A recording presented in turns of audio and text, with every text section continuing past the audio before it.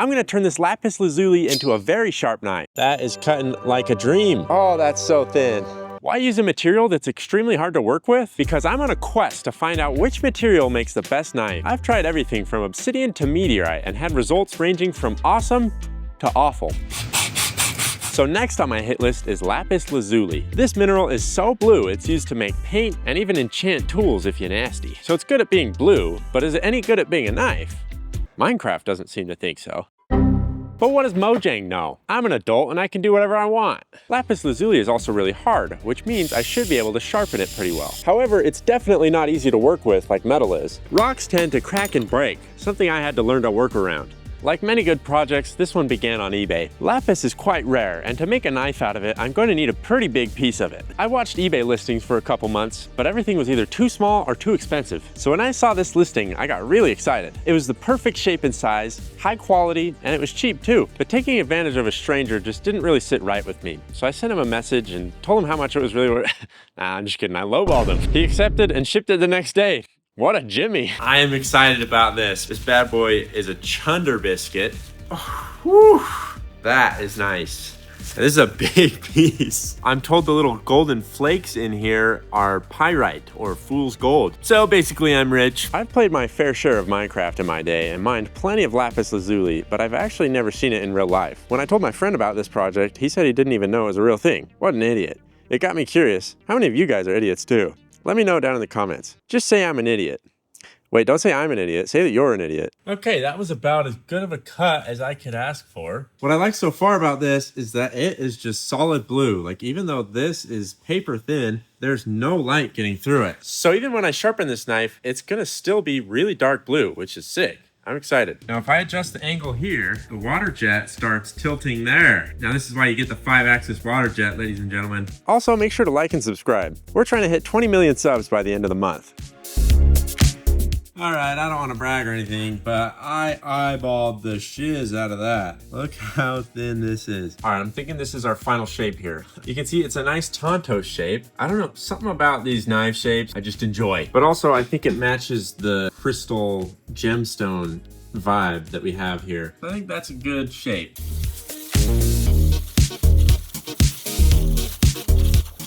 What a beautiful piece we have here. Fairly thick on the edge, so that gives me room to sharpen, which is good. Okay, that is nice and straight now. All right, we have our blade cut out. I just found another Tonto.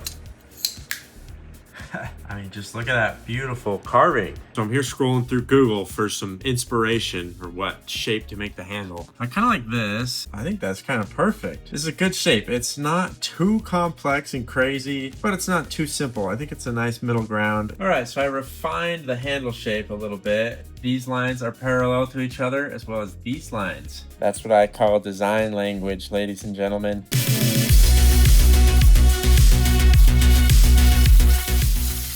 Oh, all right, we have our handle scales, but wait, there's a massive gap there. What do you think we capped this around for? Lapis Lazuli is surprisingly strong. It might just have to be this really pure stuff. Okay, yeah, there it goes. I want to see how easily I can sand this. Apparently it's not that bad. It's not going very quickly. This is the progress I've made. It's much flatter. I got this shelving bracket, put some masking tape on it, and super glued our Lapis Lazuli to that. So now we can put it on the belt grinder and I can actually hold on to it. This went a lot easier in my head. Perfect. I had to clamp them together, but my clamp was recently mutilated in a fidget spinner accident. Luckily, I watched YouTube in 2017, so I know a solution to this. All right, don't breathe this. Oh, look how satisfying. Just goes right through the plastic. I often question my own intelligence. That's gonna clamp things down real good. Okay, maybe I actually am an idiot. Leave a comment saying Daniel's an idiot. All right, I'm using some countertop resin for this. Stone coat, you know, Lapis Lazuli is a stone. It makes sense. It's a good thing this carbon fiber is low quality because it's got a bunch of pock marks in it, which means the epoxy will stick to it. You might also want to scratch it up just a little. All right, let's get a nice coating of resin on there. Now we place this here, and we place this here, and we place this here. and we place clamps. First clamp here. Perfect. At this point, I had an idea. Knowing my history of breaking every knife I make, I thought it would be a good idea to make a backup knife. I've got a lot of Lapis Lazuli scraps that I can crush and mix together with a binder to make a knife that's pretty durable, looks really nice, and should be a lot more durable. I have like the worst grip right here. I'm like not actually standing on anything. And should be mostly Lapis Lazuli. You may be wondering why I've been collecting all the Lapis Lazuli scraps. Well, Porter and Mestel. Here's a fun little fact for you. The color blue isn't really found in nature. So for a long time, Lapis Lazuli was one of the only sources for blue. Even Vincent van Gogh used Lapis Lazuli paint to paint the famous Starry, Starry Night. With our modern technology, we can just synthesize the color blue and put it in anything we want. I hope you enjoyed that fun fact. All right, here's what I'm thinking. I take this piece that I cut off earlier with the weird lump on it, and I crush it up and turn it into another knife. Mix Lapis Lazuli powder with resin, and the mixture of the two will still be a pretty hard material. This kind of hurts me to do, but it's also kind of a useless piece. Well, we're figuring out the weaknesses of the Lapis Lazuli.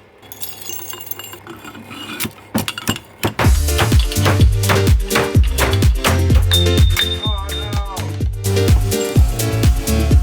Hello and welcome back to Hydraulic Press channel. That'll stop it from flying everywhere, huh? Oh no, I missed. Oh. Nice. Let's get rid of the big chunks. We just need to add a little oil to it. Just a little bit. Seems like the grain size is just a little too big. Let's crush it up some more. Hello, I'm Bob Ross, and I'd like to welcome you to the Joy of Painting series. If this is your first time joining us, I'd like to personally invite you to grab your brush and your paints and join us. Then I made a mold out of some leftover polycarbonate, but I had to use the scary table saw to do so.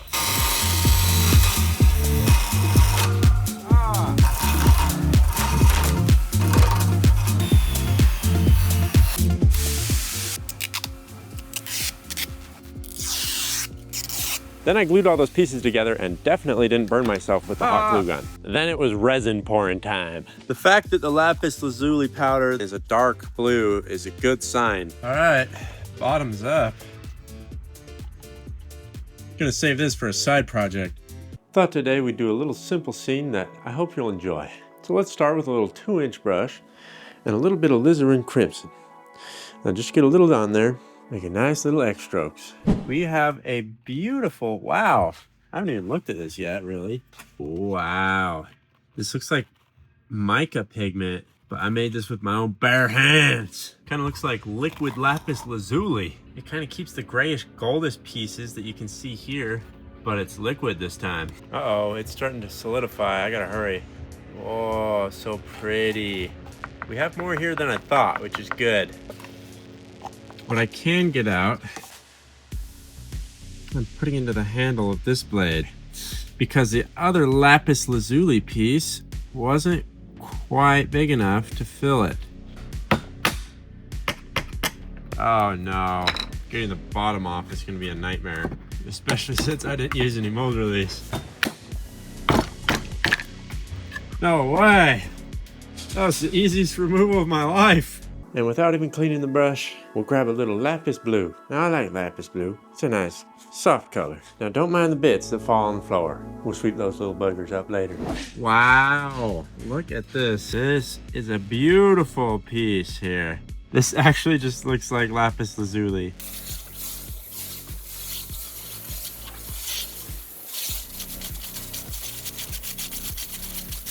Got a nice 90-degree angle out of our screw there. A beautiful lapis lazuli resin blade. Why is it doing that? I wonder if it has something to do with more of the lapis lazuli settling to the bottom so the resin cured at different rates? I have no idea. For the tang, I think it would be really cool if we used something like polycarbonate. So I cut that out really quick on the Waterjet, and then I just needed to glue it to the lapis and resin blade. And after that, glue the carbon fiber to the polycarbonate. While that resin is curing, we can go back to working on the pure lapis knife. I went over to the metal cutting bandsaw and cut it off with that because I don't trust my ability to line it up just right on the Waterjet. And it would have taken longer anyways. Then I went back over to the belt grinder and started sanding off the excess resin and shaping the handles. Now I'll start on the blade. I'll give it a nice bezel and sharpen it just a little bit. You can see in this clip just how hot the blade gets while you're sanding. You want to avoid this with metal knives because it will harden your steel. With a Lapis Lazuli knife, I have no idea what will happen if it gets too hot, but I didn't want to find out, so I cooled it off in water frequently. Everything was going just swimmingly until I stopped recording and disaster struck. Luckily, someone came to cheer me up. It got ripped out of my hand, and there's a suspicious blue mark here. Douglas! Hello. Hi. Hi, Doug. But this thing's too beautiful to abandon, so I glued it back together, but I forgot to film that part, so you'll just have to imagine it. At this point, breaking the knife is just tradition. Then I did the same thing with the resin and lapis powder knife, but it had its own set of challenges. You see, as it heated up, the resin started to soften, meaning the blade wouldn't stay straight as I was grinding it. It's hard enough to get a straight grind on a straight piece of metal, but when your Lapis Lazuli knife is bending back and forth, it's really hard. So I just tried really hard to make sure the blade was straight, and so were my grinds. I wasn't perfect though, but I better not see any comments about my grinds being ski-wampus. The Lapis Lazuli also tears through sanding belts, so I had to swap it out just about every 5 minutes. Oh shoot. I forgot to buy paint thinner. $22 for a whole gallon of this stuff? Dang. Bob's got time to pay. Now we'll clean the brush in some mineral spirits and beat the devil out of it. Now we'll take the corner of our brush and we'll paint some happy little clouds. Just like that. To get the polycarbonate to be crystal clear just like I want it, I'll start with 240 grit on the belt grinder and slowly move my way up to 1000. That should look really good, but it actually looks really bad, so I'll just do it later by hand. Then it was time to spice things up a little in the handle department. I'll make some marks along the handle, marking where I'll make small divots with the Dremel, and this should look really cool when I'm done. I've never done this before, so I kind of just started slowly sanding down the marks. But then the carbon fiber dust started covering all the marks, so I kind of just had to eyeball it. Luckily, it turned out really nice. Carbon fiber sucks to work with, if you couldn't tell. Now I have to do all that again. I'm about to receive the Bentley treatment. Gotta hose myself off after that. Carbon fiber is nasty stuff. I already have a rash forming. That carbon fiber got my water bottle looking like Edward Cullen. I hate carbon fiber. Then I was almost done and I just had to sharpen them. Look at this beauty. Machined steel with diamonds on it. Flint and steel. I'll start with 300 grit, move to 600, and then finally 1200. This should get our blades razor sharp. Now let's get to testing.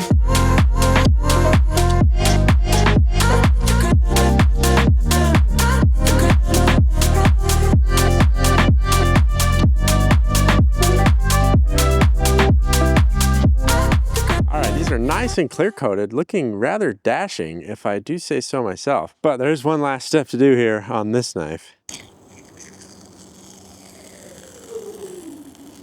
Oh yeah, and get a load of this. What? You can see through the tang. I had to sand this by hand because doing it with the belt sander didn't work. Oh yeah, look at that. All right, we got the standard tomatoes here. And they were out of cucumbers, so guess what I got? An English cucumber. But that's not all. Our mystery fruit of today. Let me know if you've ever seen one of these before, Bentley. What the? Is that a, that's not a pear. What the? It looks like something out of Plants vs. Zombies. I'm pretty sure it's a chayote squash. I was just curious as to what this looks like on the inside, so that's why I wanted it. It also feels like it's pretty hard. Like that's yeah, that might break the blades. We're gonna go from soft, medium to hard. Let's get started with the tomato test. We're gonna use the pure lapis knife first. Let's see how it goes. Wow. That is cutting like a dream. Look how clean that cut is. That's really satisfying, actually. Yeah, let's see if we can get a nice sound of it. Wow. Dude, I'm loving the blue and red. It's just such a cool contrast. Yeah. All right, let's see how thin I can go here. Yeah, the coloring of this blade is crazy. We've never done anything that looks like this. Ooh. That is nice. That's paper thin. Should we get this in the sun? That looks scrumptious. Dang, yeah, I'm just in love. I'm enchanted by this lapis lazuli, you might say. I feel like I'm Mickey Mouse cutting the slices of bread. I can see through it almost as well as the tang on the other knife. Speaking of, let's check that one out. All right, we have the resin and lapis lazuli blade here. If you don't like immediately stabbing someone, you can blind them first as a deterrent. So this knife is a 2-in-1, actually. Oh. That is kind of nice. I tried to go really thin right off the bat, which is probably not a good idea. All right. That's doing a good job. Oh man, I have to be a lefty so you guys can see the good side. I'm doing all right with my left hand here. Hey, this is a razor thin slice of tomato here. Woo! Look at that. I want to flick it. Flick it. Ah! Not at me. I got boogers on me. Nobody comment booger man. I would have another meltdown. Let's test the English cucumber lapis lazuli knife. First cut. Ooh. Oh, okay. Let's get that mic nice and close. Whew. Okay. Wow. Gliding through it. That smells nice. We should try the resin knife now. Wasn't planning to be on camera today. Uh-oh. That is a chonker knife. It is like it's pretty thick. a 1/4 inch thick. It's definitely worse. This one's super thin. Oh yeah, that's awesome that the real lapis knife, like with no resin, is the winner. You kind of have to hold this blade at a weird angle to make it work better because it's so thick. This is the best cucumber I've ever had. How thin can we go? Ooh. Ooh. I gotta be real careful. Oh. Wow. Look at that. Wow. Are you kidding me? Lapis lazuli, this is a rock. We cut this with a blue lock. All right, time for the chayote squash. I can't wait to look inside. How do you even cut this thing? You should probably do it this way. Hey, girlfriend, what's up? Hey, that looks like a chayote. It's a dude. All right, after slicing it lengthwise, you'll see a seed in the middle. Remove that. Then you can chop or slice it however you need. All right, let's take a look inside this thing. Hey guys, it's me, Dan, from the What's Inside channel. This is a strange squash. Whoa. Ooh. ASMR. Ooh, that was nice. Oh. You went through the seed, wow. He really meant one seed, and it was a little one. I was expecting more of a mango seed. I bet you could eat that. Oh, I cut through it. Dang, that's how sharp this knife is.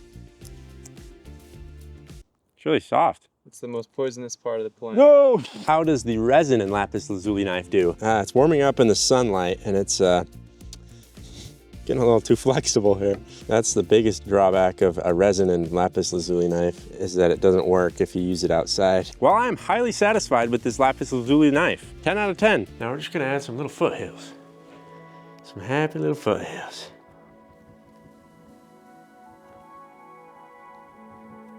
Now, if you take a step back, you might say to yourself, wow, this looks like a happy little pair of titanium white butt cheeks.